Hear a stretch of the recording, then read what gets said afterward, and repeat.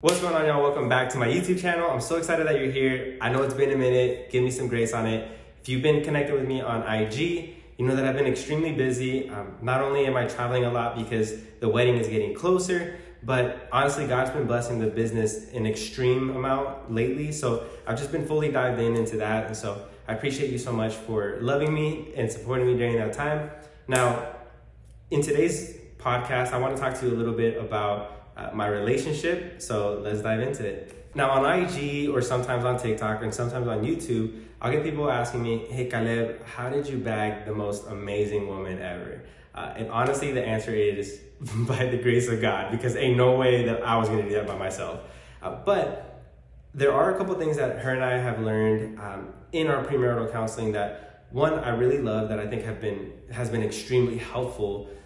But secondly, things that are transferable, right? And so not necessarily just in my relationship with Melody, but also my relationships with friends, with my parents, with coworkers, business partners, all of that. And it's been extremely helpful in my case because I've been able to use these things to not only build strong connections with people, but ultimately show more love and show more grace with people. Now, most of us already know what's called the 5 love languages. If you don't know what that is, make sure you go check it out, look it up. It basically describes to you what your love language is, what you like to receive, and how you like to show love. And I think that's really crucial when it comes to dating relationships because it gives you a better understanding of the person that you're working with. However, in our premarital counseling this past weekend, Melody and I actually had the cool opportunity to do what's called the apology language quiz. So it's a similar concept to the 5 love languages, but there's 5 apology languages. Did you know that? Because I definitely did not know that. But as much as it may sound weird, I think this has been more helpful than knowing what Melody's love language is, because think of it this way. When you're applying for the military and you're going through boot camp, or when you're training in some sort of intense combat, the first thing that they teach you is not courage. It's not necessarily respect or how to take orders. The first things that they teach you are how to carry a dead body and how to unjam your gun. But why? Because these are the worst case scenarios that if you caught yourself in these situations, you want to make sure that you're able to get out of them, right? You know how to address this. You know how to fight for survival. And same things happens with marriages, right? Marriages and also relationships. What happens when the worst case scenario happens, right? What happens when you're fighting? How do you handle it when you're upset with one another? You want to rip each other's heads off, or you just got into an argument.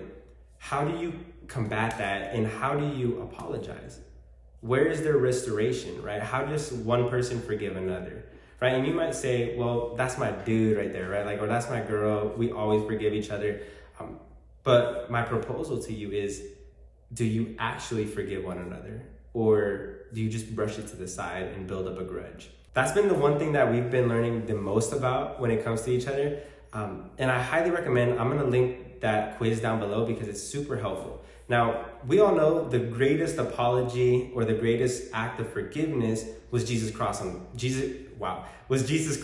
on the cross dying for our sins. Because he did no sin, right? But he took the sins of the world on so that we could live through him and have everlasting life with God, right, in heaven.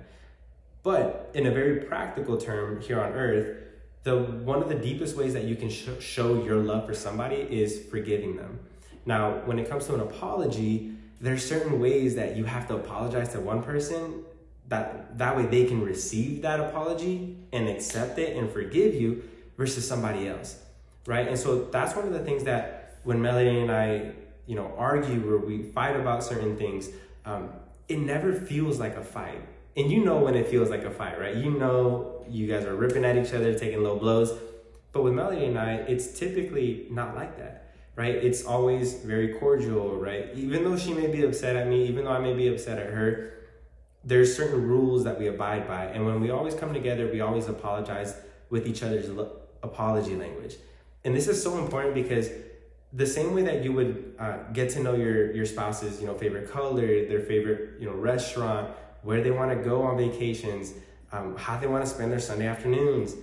That's the same way that you should know your partner's apology language, right? Because more often than not, you guys will get upset at one another. And those are the worst case scenarios. So you want to make sure you know how to address that. Now, I'm not going to dive too far into the 5 different languages, but one of the cool things that Melody and I were able to do is we did an exercise that was super helpful, where we created a fake scenario, right? And in that scenario, I had to apologize based off of her apology language, and she had to apologize based off of mine.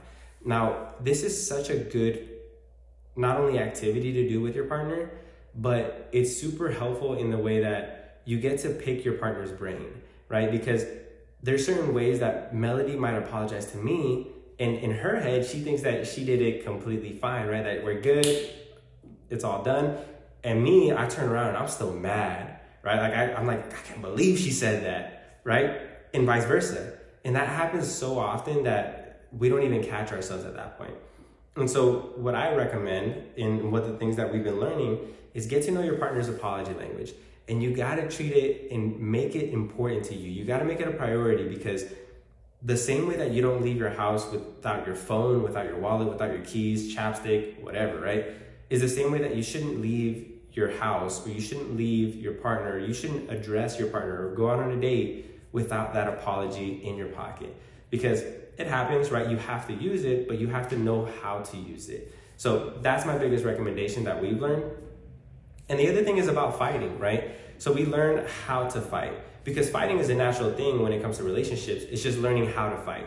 And what a lot of couples especially in our generation, that I see end up doing is we're taking low blows. And the reason why is because when you are talking with, your closest friends, or with your spouse, or your, boyfriend, girlfriend, whatever the case may be, you get to know each other, right? You let each other in on different secrets and different things. And when we're upset, we're being honest, we see red. And so all those cute little things, oh, you know what, honey, don't worry. I know your feet aren't that big. You think they're big, but they're not big. Oh, girl, don't worry. Your forehead is perfect. It's just the right size. When we're mad, we remember homeboy got big feet, out here looking like a clown. Homegirl has a runway on her forehead, right? And so that's what you cannot do, because more often than not, it ends up turning into a street fight, right? Insecurities, name calling, physical pushing, physical hitting, things like that. There's no rules, there's no structure to it. But when you create a set of rules, then that's when you guys are like Floyd Mayweather and Conor McGregor in the ring, right? Boxing it out. Because why? There's always a referee, and there's always people that are there to watch you, right? And there's rules that you have to abide by. So that's my recommendation to y'all. I hope you enjoyed it. Make sure, if you have friends, relationships, whatever, get to know each other's apology languages. And for sure, make sure you follow me on IG. I'm gonna be posting more content about this because I think it's super helpful, but I hope this helped you. God bless you guys. Take care. Peace.